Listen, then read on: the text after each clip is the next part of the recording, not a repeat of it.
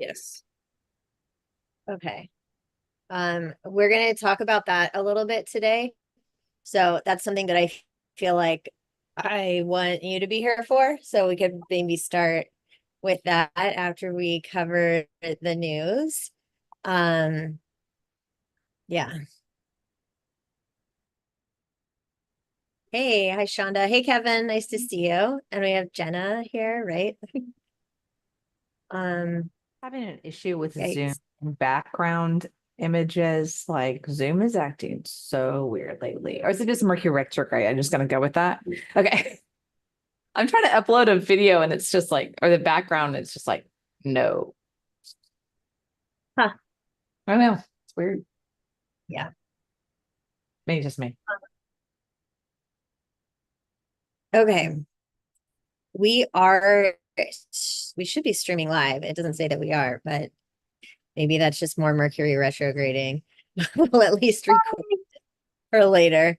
I did hit the stream live to YouTube. Hopefully we will be doing that. So then you can have this to watch at your leisure. Um, if I start cutting out, let me know. I'll turn my video off because my Wi-Fi has been pretty slow today. Oh, it looks like YouTube's catching up. I do have to pause it for a minute because we'll get double audio. Um, so did everybody get the newsletter today and see the news? Yeah, Marakar, thank you for posting it. Something that we're really excited about. I do have to pause it for a minute because we'll get double audio. Um, okay. Sorry about that. But we are going to be having an AI house in Seattle, and AI Smart is going to be part of this AI house project. And we'll probably be doing some live classes at the AI house, and it is sponsored by the state of Washington and also the Allen Institute and the Entrepreneurs Organization. And so it's going to be part of the Allen Institute #2, AI2, which launches and funds big AI projects. Udly is one of the tools that came out of the Allen Institute. And when I was in Seattle last week, I got to meet one of the co-founders of Udly, a young Indian woman, and it was kind of cool to see a young female as one of the co-founders. And I'd say the event was probably 95% men, and there were 700 people there. So it was nice to see a little bit of that representation, and I know they want to see more of it.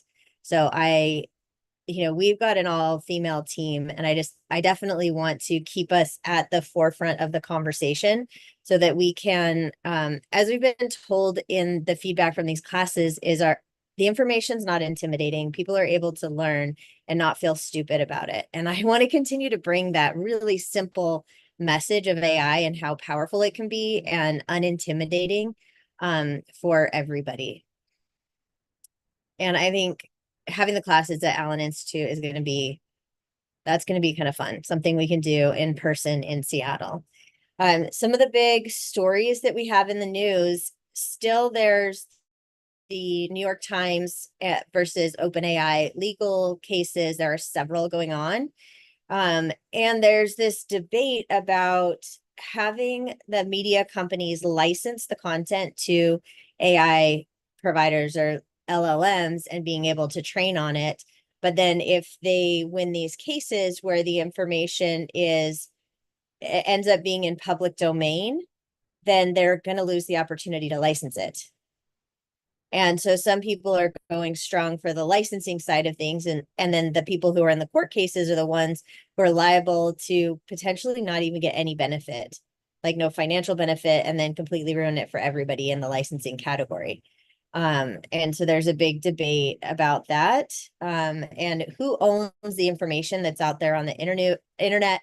What is fair use when it comes to AI and training the models on the content that's out there online? Another kind of controversial thing we have is ChatGPT for a long time has had a ChatGPT content detector. 99% accurate. It can tell if it's AI produced content, but they have not released it because at least 30% of their users, when surveyed, said they would drop Chat GPT if it used an AI detector like that. So they have the ability to do it. And there's this debate on OpenAI watermarking all the content that comes off of it. And I know some of us in marketing have been grappling with this question for a few years. And so everybody has these workarounds of taking it from GPT, putting it into a doc somewhere, doing a Grammarly thing. Like there's all this stuff to like wash your words so that they are clean of any AI watermarks. And then the AI detectors that are out there, even if you have human content, they'll tell you it's 98% AI generated. So the accuracy of these things is debatable.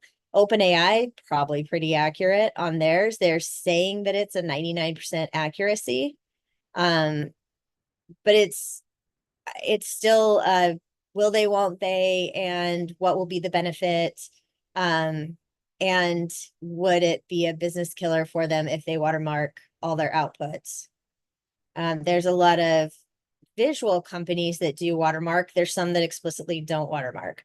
So it's a continuing topic that we keep an eye on because we do use AI for all our content production, pretty much all of it, and we have for years. I mean, we've been outputting content since at least 2020 using AI. We've been curating content since 2015 using AI, and we don't see that letting up. And then everybody says, what do you want AI to do for you? And they say housework, do the dishes, do the laundry. And MIT, out of the MIT labs, there is this little robot that you can create with your phone. You can create a digital twin of your house. And it's kind of like Sims for your house. And you could have this robot work in different areas of your house. And you could program it in a way where you can, use your phone, scan your place, and then assign it tasks to do. And there's a little robot that would go do tasks. And it's supposed to be able to open drawers and close doors and do these different things currently. So we're keeping an eye on it. This is as close to Rosie as we have seen from the Jetsons. As because most people enjoy some of the creative things that AI is taking over and really just want it to do the mundane parts of life, like laundry and dishes. But I mean, I sure would love AI to come do my dishes. And put away my clothes. That'd be amazing. And if you can have this robot and an app, kind of like a Roomba, except for it's going to go do these other tasks for you, I mean, that would be game changing. And then Microsoft, and I'm sure everybody has experienced some consequences from their big outages lately. In the last month, there's been 2 major outages that have affected several banks. Starbucks, it's affected huge businesses, mass amounts of money not being able to move because of their outages. And they still are reporting, increased earnings quarter over quarter. And year over year, they're up 15% for this quarter. And some of the areas that haven't been as fast growing as they'd like is Microsoft 365, which, a lot of people were switching over there thinking they were going to use Copilot and get this AI access. And then it's been disappointing. So a lot of people are swinging back to Google Workspace. And Google Workspace is now seeing Gemini inside of it, which neither Copilot nor Gemini are really quite there yet. They're slightly helpful, not super helpful, but I feel like, Google could win that one or at least still hold their ground. A lot of people during COVID were moving over to Microsoft, a lot, and that has really slowed down. The AI house, and then tools. We were talking about Press Jockey and Echo Jockey. And for those who are in class, we had the founder, Cahill Camden, of Press Jockey and Echo Jockey come and talk to us about it. And Cahill he's an expert when it comes to getting press and getting booked on podcasts. And so I wanted to show you, like, they started Press Jockey last year and we had been using it on and off, and Press Jockey helps sort through all of those Haro queries and quoted queries. So there's all of these outbound press queries where they say, we want an article on this topic. We need an expert in this area. And you would, I can show you my dashboard. There were 1,400 queries, but only 133 that correlated to my keywords. And maybe the keywords I'm focusing on today, and maybe there's 2 that are relevant. So it saves us so much time in sorting through all these press queries. And I've gotten press from Wall Street Journal through these outbound queries. Sometimes they won't say what the national publications are, but everybody uses these outlets. And it works in different countries too. Every country kind of has their own, some of them cross borders too, but they'll have their own outbound press query networks, and you can tie them in here. It also pulls in Twitter, and there's hashtags that journalists use to source stories, X, and it pulls in all of the X results and sorts them for you. So I'll show you, and I think we'll probably have some more questions that spilled over from yesterday about Press Jockey. And then there's Echo Jockey, which is a podcast directory with contact information. You can find podcasts that you would be relevant to be interviewed on and get their contact information. And there's it does an AI write-up of a message that you can send to the email address associated with it. And you can keep lists of podcasts that you might be pitching and see if you hear back from them. It's pretty cool. I started setting up new lists today. And like podcasts are listened to and watched more than all of news combined now. There's more listeners than there is, traditional viewers now. They've kind of moved in that direction. So these podcasts are very influential. And then you can find these even small podcasts that are in your geography or really in your specific demographic and get leads where it's very, very focused. So it doesn't even have to be a big podcast to make a big impact for your business. So we're going to go over that a little bit. And then if anybody has questions on the all-in-one AI sales pipeline, I've also got that pulled up because we've been working on implementing it for ourselves. And so we could show you around a little bit more. Yeah, Heather's excited about that one too. And I know Heather's excited about like Echo Jockey and Press Jockey and getting those integrated into CRM so that this whole thing can be nurtured automatically. And like that's the name of the game with AI, is really making all your systems as automated as possible and authentic too, so that whoever you're interacting with feels cared about, followed up with, and so we call it the systems of care. And we want to automate these systems of care for everybody in our environment, our customers, people going through class, clients. We want to make sure that everybody's followed up with. And so we're bringing you the tools that we use to automate those systems of care, because we don't want anybody falling through the cracks. Yeah, Heather's been talking about Echo Jockey with Cahill today, to get it integrated into the operating system that we're talking about too. So you can have it in your CRM, and Mackenzie, it would tie right into Go High Level for you, which is nifty. Yeah. Okay. And Mackenzie, I want to show you in particular Echo Jockey, and then anybody else who was here yesterday. And if you want to have some special lookups or whatever, this is my account. And you can just let me know what you might want to look up, and we can find podcasts that might be relevant. So Mackenzie, what do you think you would want to look up here? Like a type of podcast to be on? Yeah. Like who would your audience, like your customers, what would they listen to? Dr. Mike. Dr. Mike?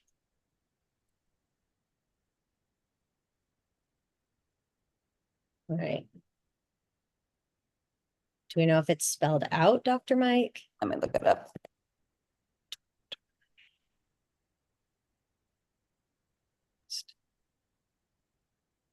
The Checkup with Dr. Mike. The checkup. Yep.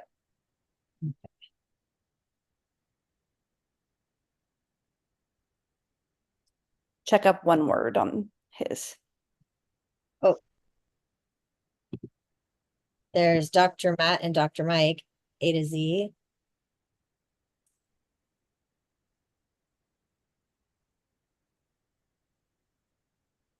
Oh, there we go. Dr. Mike Media at gmail.com. It gives you some information about the audience, the age, gender, topics that they're interested in, locations that they would be in. And you get their information too. So I might want Dr. Mike, and I would have a pitch here. I already set up my account, so it would sound like it's me, not you. And you would say, like, in brief, what you want your pitch to be about. So what would you say, Mackenzie? We would love to talk about accessibility to healthcare, education, and training.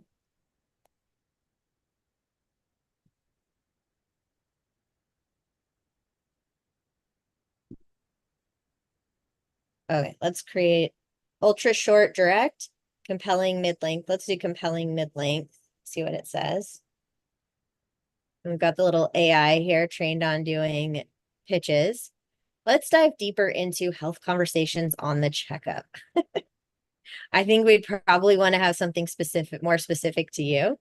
I've been tuning into checkup, blah, blah, blah.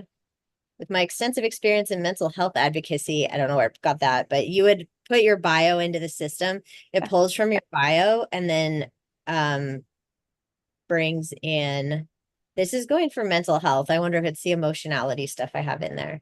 Maybe. Holistic approaches to mental health, but yours would be, so it will give you different ideas for topics.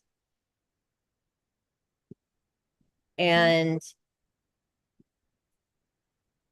yeah, did you know recent studies suggest holistic health practices can increase life expectancy? Happy to share more insights like this one on the episode. But it would pull in based on the profile that you create in Echo Jockey. And then this just connects through Gmail, or it connects through my CRM, or how you want to do it. I think for this one, you would just copy, and you could either do it through your CRM or through your email. For deliverability, I would do it directly through your email though. Yeah. And just copy the email address And and Nicole, that's what I was talking to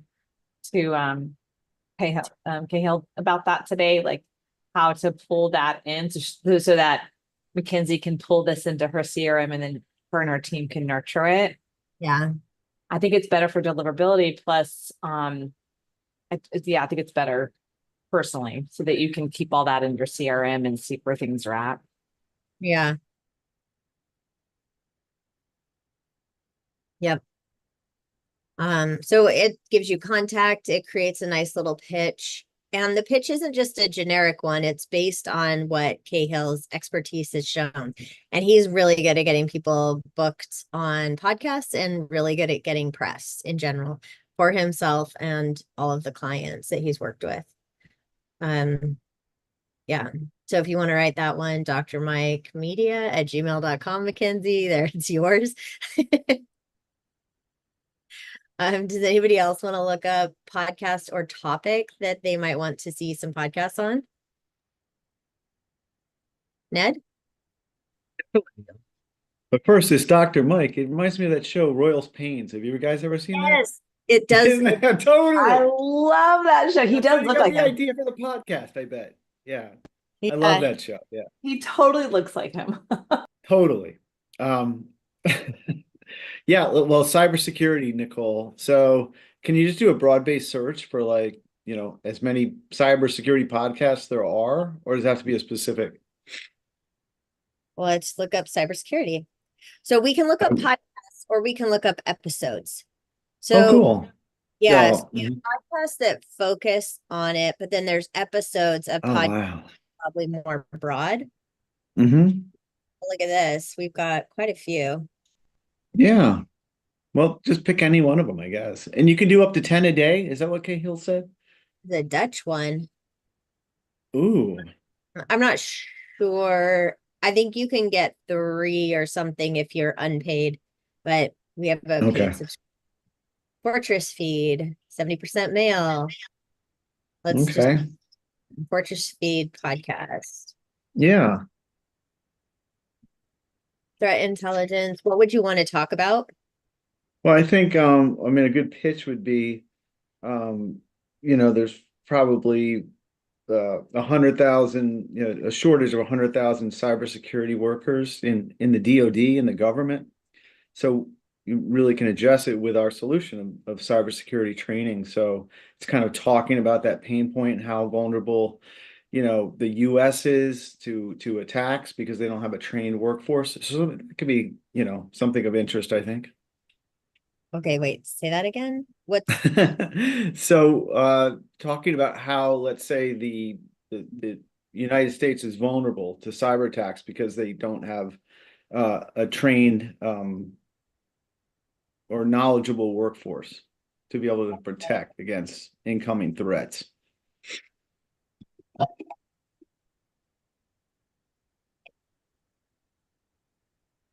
A better headline would be like how the world is going to be attacked. Like it's more world, just because we're such in a worldwide. I would be like nice clickbait, Yeah, yeah, yeah. It's global. do a little more clickbaity, like how the Yeah. world is going to be attacked soon. And that's where this helps you, like navigating the privacy minefield, cybersecurity toolbox, personal shields up, and you can Yeah. add more, but this would be better if your particular bio is in here and information about what you talk about. But this Yeah. was doing it based on mine, and it still came up with these. No, this is great. And actually spoke to Ben today, so he's totally up for this, being the cyber guru. Awesome.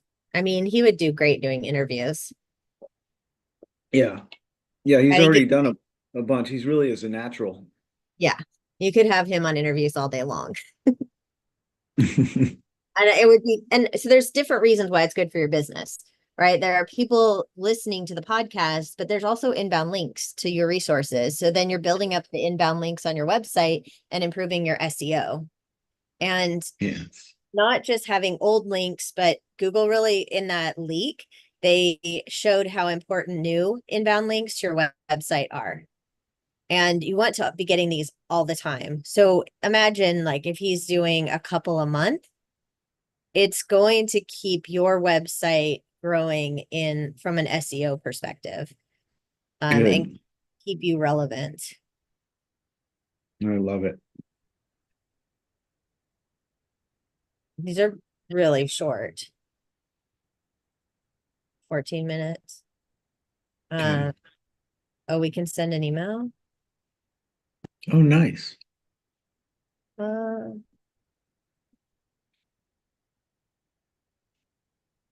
Heather, I does that, didn't.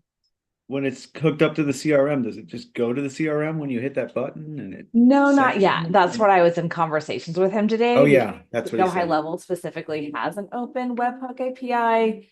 Yeah, Mhm. but he did say we talked to his dev team today, and it's going to be on his like hit list, so that's possible. Nice. Yeah, which is really nice. I think right now what they're going to first do is like an export, so you can export into like a Excel and then upload it. Yeah, so Yeah. that just up my Apple Mail because I'm on a Mac.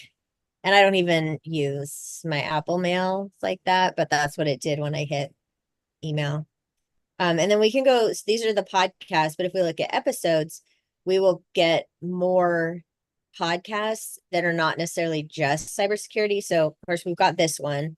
This came up, this is different. Tech woke.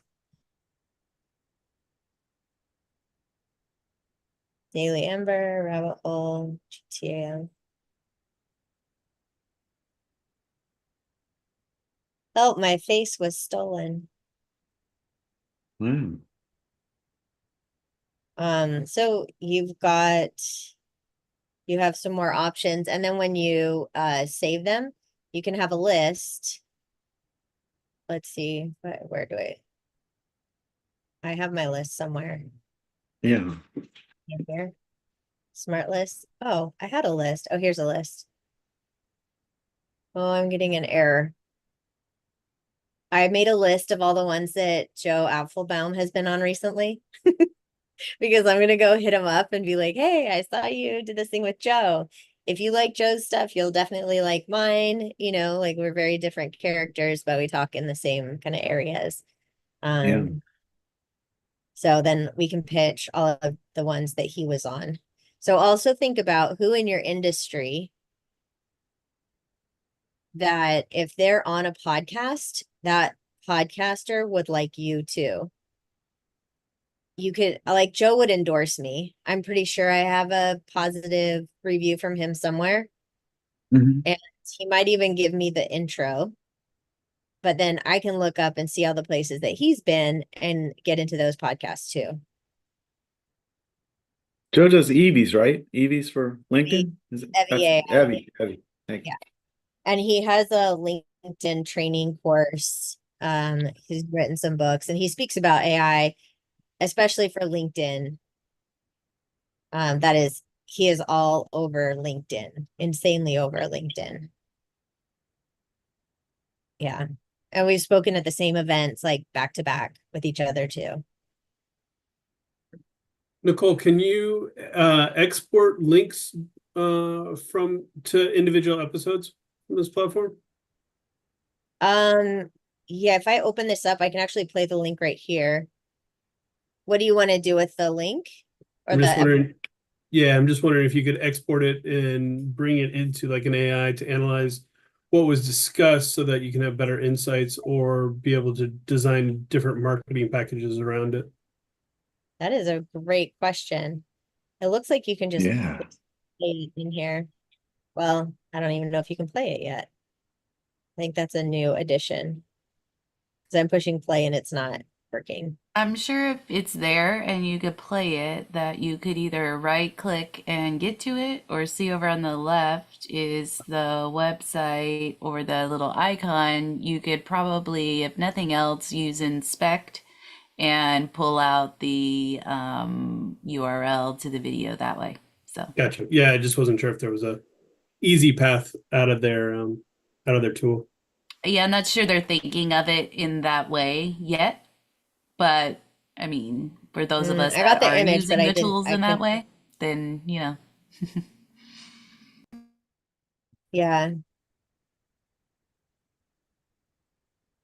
I got the image, but not the link to the play, and the play thing wasn't working. So it's probably just a new feature. Well, And maybe Kevin, another one.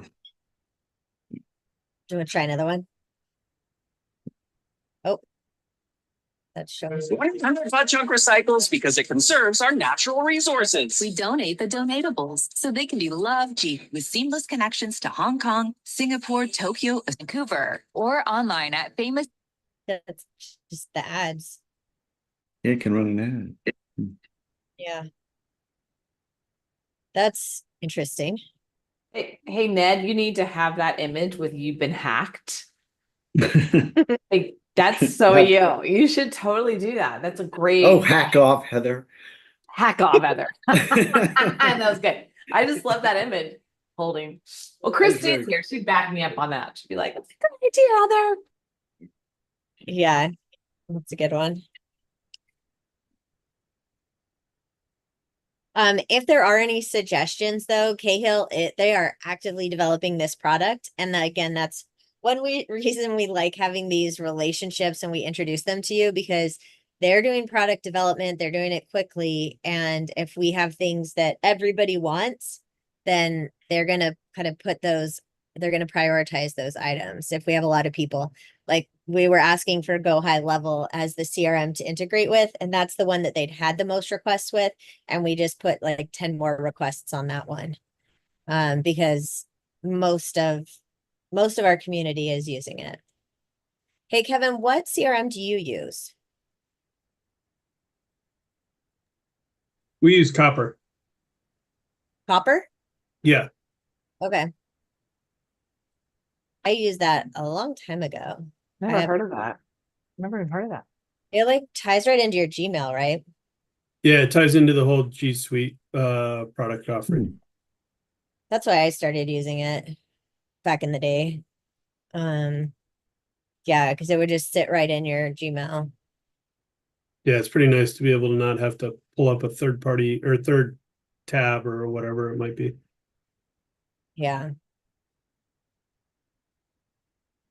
Anyways, pretty simple for Echo Jockey. And then does anybody else want to see anything else in here that we could potentially look at? Nope. Okay. Let's go over to Press Jockey.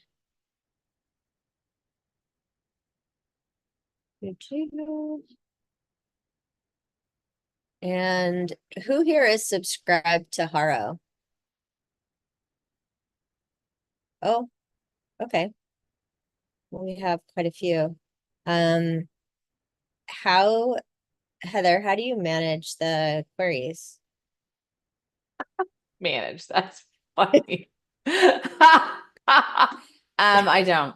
Yeah, I did at one point, and I tried to hire an assistant for that. But what it does do, why I still have it, is it like I see what people. It's almost like looking at what the like what's hot. You know what I mean? Like what's the hottest thing? Because you can see by the inquiries what the hottest thing is. So I Yeah. use it for clickbait a little bit, like, oh, I didn't know they really want that right now. Well, maybe I can, kind of like that. Yeah. So if you sign up for something like Haro, which is help a reporter out, you will get around 3 emails a day with 1 or 200 press queries per email. And usually you want to be the first one to respond to these queries because they're often the deadlines are pretty short. Sometimes they're a little bit farther out and they want a big conversation. But in here, you'll see in this, I don't know what the time, this month, there's 14, 20 PR requests.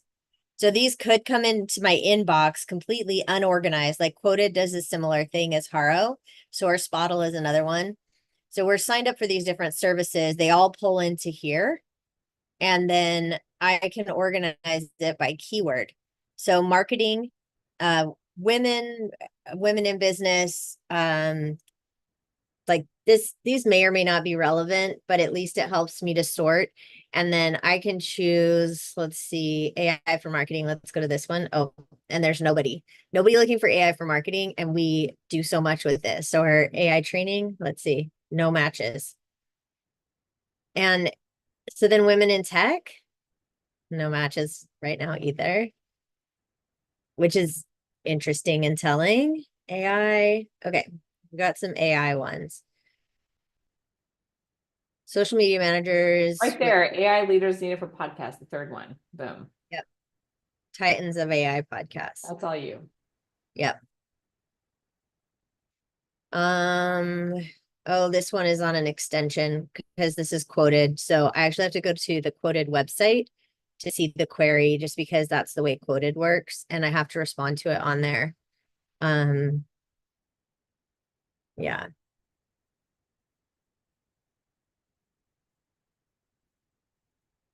And this one does not say who the media is. So then I would put the information in and I can respond. And usually, and they even have an auto response. So maybe there's a keyword that I know is so relevant to me that every time something comes up, I can actually schedule an auto response in there. Have not found one of those yet because even if I look in AI, like the social media managers with tips for TikTok, share one tip for getting into retail stores. Like, I don't know if it's AI because it's retail, AIL, if that's how it pulls it in, because it's retail boss and it's just in there. I think that is why, because there's retail stuff coming in. Experts on AI bagpipe music. I mean, you can get very specific on here. There's another same thing, but AI bagpipe music. HR and digital transformation experts needed, role of company leaders in guiding their teams through generative AI transformation. That sounds like a really good one for us and what we talk about. So then I can click into there and I can have like Shonda will go in and look for the queries that might be most appropriate, but it makes it so much easier to search instead of looking through these 14, 20 queries manually. Then I can just look on here, and Heather, like you said, if I want to see what hot topics are, I mean, AI bagpipe music, maybe you put a tweet out there or you put something out there that mentions it just for fun. I don't even know what that is. If Do you that know were, what if you that got is? like What is AI bagpipe? bagpipe, that bagpipes like Scottish bagpipes. Oh, it is a bagpipe. Okay, I thought there was some kind of new trend. I think it is genuinely, let's see, Canadian bagpiper, blah, blah, blah, Fraser Highlands, how it's talking about how they used AI to create bagpipe music. All right. Yep. That's interesting. So interesting. Maybe there's a way to use AI to translate the sound so it sounds better, like a different. So I don't get a migraine. Yeah. Throughout most of the year, but the bagpiper guy is not here. I live in downtown Vancouver, and there's a guy who's always by the beach, doing music at sunset, bagpipe music at sunset. I can hear it from my place. But he hasn't been doing it in the summer. He does it all through the winter, in the rain, everything, and he's out there with his bagpipe. Would you do a Um, keyword of AI expert maybe, or maybe type out artificial intelligence and see if you can get a better. Have artificial I'm just kind intelligence. of shocked it's so low. You know what I mean? There you go, artificial intelligence. Here we go. It's better. Yeah, we have artificial intelligence on the list too. And the keywords, these are all our keywords that we did. And this one, Ned, might be for you. I don't know. Yeah, scam. Yep. Artificial intelligence scams, cybersecurity, AI and cybersecurity would be for you. So sometimes I will say, hey, I'm not the right person for this, but so-and-so is, like, Ned is the right person for this. And I can write a blurb, have AI write a blurb about his company and why he's the right person and refer out. And it's a really good thing to do for Ned, because then it's like third party validated that he's a good expert. He's an expert in this topic. And it's also good for my relationship with Ned, because then Ned's like, oh, thank you for thinking of me. This would be really good for us. And I have gotten press and sent this sort of thing to clients for years, because it's like a relationship building. We talk about systems of care. Well, this is another way to care for clients or colleagues, other people in your industry. So maybe they want a podcaster who's been in the industry for more than 10 years. And I'd be like, Heather, that is your person, and send a press query to Heather. Because what a little great gift you can send to your clients are these press or podcast queries. Because how many times do they get those? Yeah. Then you send an invoice to Ned and saying, you're welcome. Yeah. You're welcome. Take our advanced class, Ned. I'm kidding. 5 more seats? Okay. The word's out. Yeah. Thank you. But it does look like there are a few that would be relevant. National security. I can save these for you if you want. I can send them to you, Ned. For reals. For reals. Excellent. No. While you're on that topic, with Text in the Press mail. Rocky as an agency, can you have multiple clients? So let's say Ned is a client, and then so is Mackenzie. Can you have like a login and have multiple clients? I don't know if you can now. They did have that.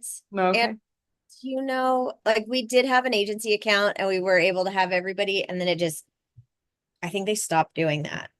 Okay. That would That be was really great. Yeah, they had built it that way at first, because I think they built it for themselves that way to use it for their clients. That'd be really great for the not the Jockey, the other one, Echo Jockey. Yeah. Because you can have multiple queries if Ned's a client, and then they all have different niches. That would be really nice. Yeah. Yep.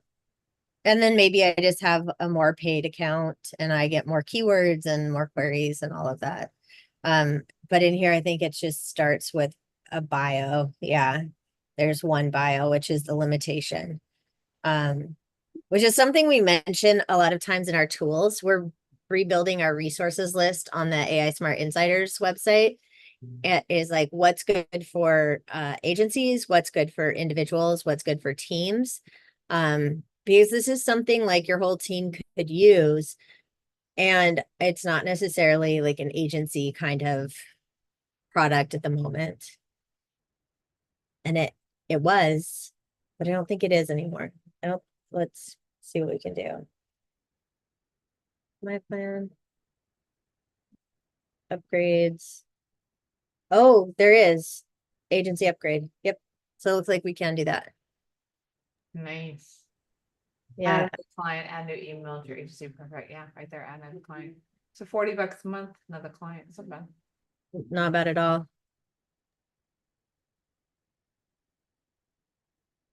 I mean, when you're talking about this kind of press versus the other kind of PR firm, it makes it a lot more affordable. We do the other kind of PR for one of our clients in particular, you know, with some like quarterly press releases and stuff.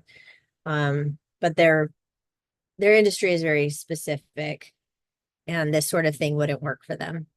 For press releases, do you recommend a particular company for push outbound press releases? It totally depends on the size of your audience that you need and the geography. Okay. Because some are better for local, some are better for national, some are better for global. And sometimes you just need a local push, and you can pay like $99 and do a local push, or you're going to pay like $1,500 and do a national push. So I think we use, what do we use? It's like just PR wires, or I think is what PR we Newswire or something? Yeah, I think so. For our particular case that we will do them on occasion for ourselves. And the main reason that we do press releases actually is for inbound links to our website. Because every time you do a press release, you usually can get hundreds of inbound links, fresh inbound links. And those are important for Google. All right, any more questions about Press Jockey or Echo Jockey? No. Okay, well, those are some fun AI powered tools that we like to use. And I'll tell you one of the things that we have used AI for is writing emails. And I've used it personally for when I'm really mad about something. I use Claude and I tell Claude all the things, and I use all the swear words. And I say, hey, I need this response to be professional and lawyerly sounding. And it does the best responses. It's so good. I'll also use Jasper, but Jasper sometimes is a little more upbeat than I want it to be for my particular purposes here.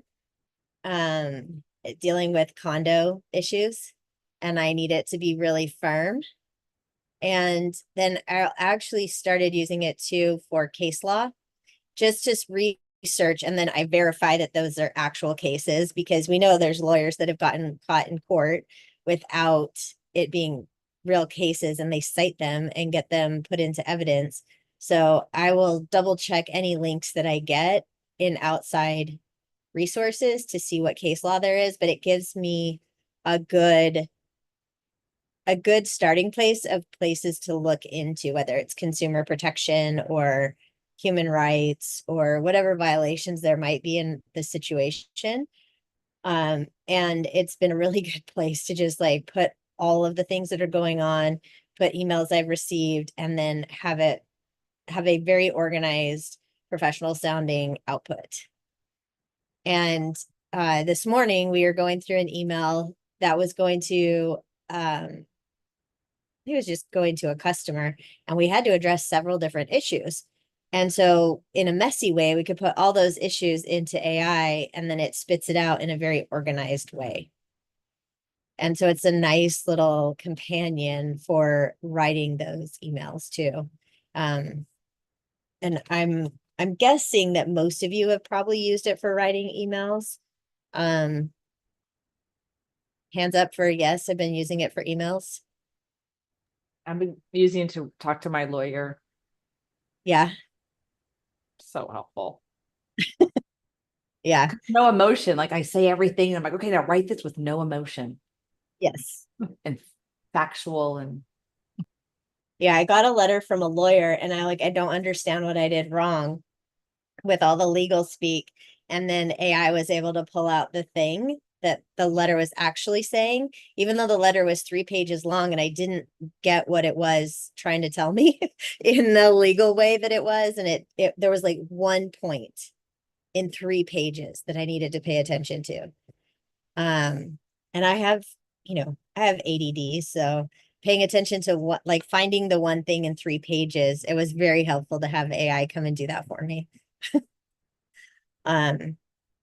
And then I got what they were saying, which not accurate, but anyways, it's been very helpful in grounded conversations. I even have a friend who started using it exclusively to reply to the father of her children and ex-husband, and he's messaged back saying that she's a changed woman.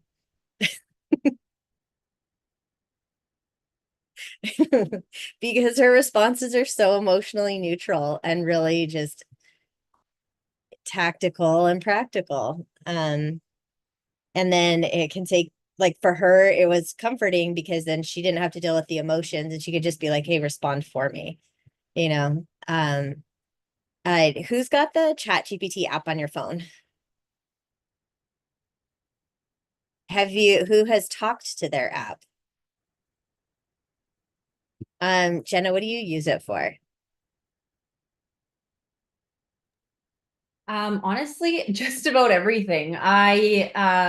Because of the words that I choose when I'm talking, I love that it picks those things up because it's machine learned. So it will take out the ums and the inflections. It'll add punctuation where needed. And I think it makes a big difference in terms of how I come across, how I want to come across, and how things get lost in language translation. So I think for the machine learning aspect, for it to actually listen to the way I'm saying things, sometimes that will capitalize a word. Sometimes that'll like underline something. It'll make it bold. It'll really add in all of those extra pieces that I need. And I actually use it as I'm throwing in new content to pull out what's relevant and get those bolded as well. So it's just an easier skim for me. Very cool. Kevin, what do you use it for?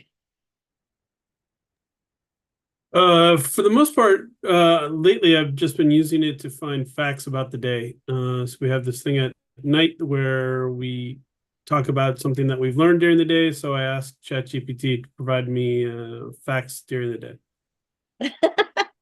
That's awesome. That's so funny. Alan, do you use the app? I don't use the app. Really, I have it, but I don't really use it like personally. I use it more for just like tasks throughout the day, just to kind of make it a little bit more manageable, I guess sometimes. But yeah, no, I just use it for like social media captions, content creation, things like that. Okay. And Heather, we know you use it a lot and have conversations with it. What are you doing in there? It sounds like you do content creation too. well, I do a lot of communication. Lately I've done like 4 proposals, but I just updated my entire operating system on Mac because I wanted to download the actual app on the Mac and I wasn't upgraded enough. And I finally said, I'm going to do it. So I did it. And that's been really interesting because they have it set up in a shortcut. So now I'm like, it's just, option space. And then I just start talking and then it just like, I mean, it's becoming more second nature. But the audio one on the phone, I love going taking my dog for a walk and I just start talking to it. And I always make it say hi to me, like, hey, Heather, how's it going? Oh, it's going great. And I changed its voice a couple of times to more sound like a really sexy man. And then I just like talk to it. I can see where we're going with this. Like, the Rosie and the Jetsons. I'm like, I can totally see this happening. But I think the big aha of AI for me was a couple months ago. I had to go through this big lawsuit. It was a personal injury case, insurance, and all this. And I got in a fight with my lawyer mainly because we were both female emotional, and I didn't know she was pregnant. So it was like even more emotional. I had no idea. So I spent this time saying everything I needed to say to the lawyer, and then extracted all the emotion out. And she was like, oh, you're so sweet. Okay. I'm like, wow, that was great. So Yeah. like being able to talk, explain what you need to say with taking all the upset out of the emotion of the text was really helpful. And that was when I had the big aha. I'm like, oh, I could use this a lot. Yeah. But I love the app. If you guys can do the app on your computer, it's a game changer. Like the actual app versus just going to a browser. Because Yeah. you can also talk to it. I've connected that so it's a different with having your voice on a Mac versus talking to it. It's almost like it's two different AIs. It's different. I will have to, oh, no, I will have to try that one. I know when I tried it before, I could not download it. You have to make sure your operating system is at a certain level. And, I have to shut everything down and restart the computer to do that. So I had to make a commitment to do that. But once I did, it just happened this week. It was great. Awesome. I use it a lot for images too, taking pictures of things and identifying things. From random screws around the house to floor plan and the tax deductible space and the percentage based on the floor plan that I took a screenshot of on my, used it for my, so I had the floor plan on my computer, took a picture with my phone and asked it this particular labeled room, what percentage is it of my space and how much of a tax deduction is that? Yeah, I mean, if it's just all of the little things that you can think of, and I would love to hear next week what other ways you could use AI. And, my kid uses it for identifying a bird by sound or by pictures. We were in the woods and Sarah's like, this is a such and such yesterday when we went for a hike. And there's so many different ways to use it depending on what you're dealing with. Like I have a stupid dispute over the cost of a bath fitter versus tile right now with with the building owners. And that's why I have to write these legal sounding nice professional emails back and forth about this ridiculous stuff. Personal budget creation, maybe a new presentation, or even presentation topics. One of the things I'm talking about, I just got a bunch of ideas for titles for a talk or titles for a podcast interview. Let's see, what was that? Small teams. Oh, small teams, big dreams. AI and the new workforce reality. I really like that title. And I went through 3 different prompts to give me 10 titles for a good topic for podcast interview. And it needs to encompass the shrinking birth rates that have been happening over decades. So now we have a workforce that's in decline. And there are more jobs than there are people at the moment. And there's a mismatch of skill and jobs, but AI is going to be able to take the place of that need to hire more people if used properly. And so it's that small teams, big dreams. We can do a lot more with less people and you can still grow your business. And it's going to be even more important because we don't have the people in the pipeline to replace the ones that are leaving. We just don't. Globally, we don't. So that's a big issue. And I can have AI help me to develop this idea and find charts, go to the internet, find graphics. So I use Gemini to go to the internet to find things because it's usually the most current. But yeah, so next week we'll talk a bit more about maybe just some new creative uses during your week. Think about things that you're doing and how AI might be able to help you. And of course, I always use it for recipes, grocery shopping lists. It'll organize your list by department in the grocery store if you want. And it'll do meal planning for you based on whatever diet you choose to eat. You know, there's so many practical purposes. And so just like bringing it in every day to make your lives easier is the goal here. All right, we've got links here in the chat. And there is the resources page. So any of the tools that we talked about is aismartinsiders.com/resources. So you'll be able to see any of the tools that we talked about today and a lot of the different tools that we will be talking about or have in the past and what we use them for. There's little notes about all the tools on there too. So thank you. Thanks for coming today. And we'll see you next week. Thank you, everyone. Hi. Thanks, Nicole. You're welcome. Thank you.